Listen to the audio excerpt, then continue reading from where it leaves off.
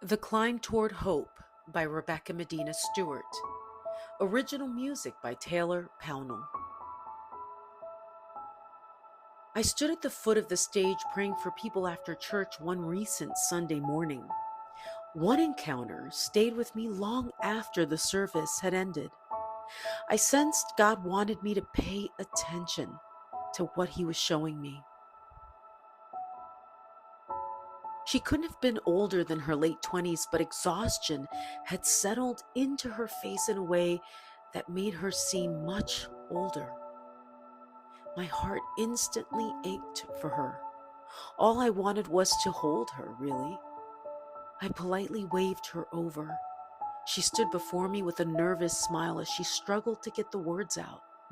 Frustrated, she stopped talking altogether, smiled again, then tears flooded her face. All she could manage was, "Everything is bad. I don't know where to start. Everything." As we talked, I learned she had recently left a domestic violence situation.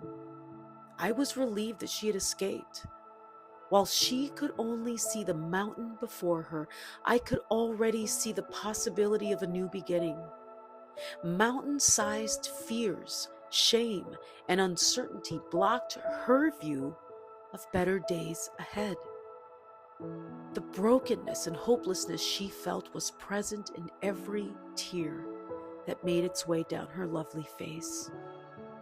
The trauma left behind by prolonged abuse fractured this young woman's sense of safety and identity, leaving her in a world that no longer felt familiar. She had been living in high alert for so long that her brain didn't know how to cope with the silence, with the normal. What are the mountains in your life hiding? This brave young woman believed that she was stuck in a deep, dark valley with no way out. What fear kept her from seeing was that she had already taken the hardest first step. It made perfect sense that this new life would be scary for her. She was standing at the foot of the mountain God was inviting her to climb. The first few miles might leave you winded, I explained, and you might even question the route. But as the climb continues, so grows our trust in God, who never leaves us. The mountain of fear was no mountain at all. It was her road leading to the summit. Friends, perspective can be powerful. How we frame our obstacles, our fears, and the things that keep us stuck can shape our future and all that God has planned for our lives. I love what author and speaker Lisa Turkhurst says: feelings are indicators, not dictators. Though this young woman felt lost and broken, she was exactly where God wanted her, at the foot of His altar, holding the hand of someone speaking life and God's truth into her spirit. Friends, your fears, shame, and brokenness are indicators of the need for healing.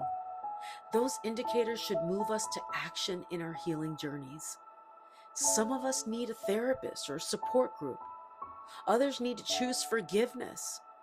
And still others simply need to remember that healing doesn't happen overnight.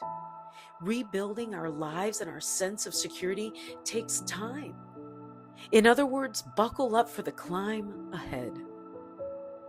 If you are still holding shame, guilt, or fear from that thing that hurt you, I see you, sister.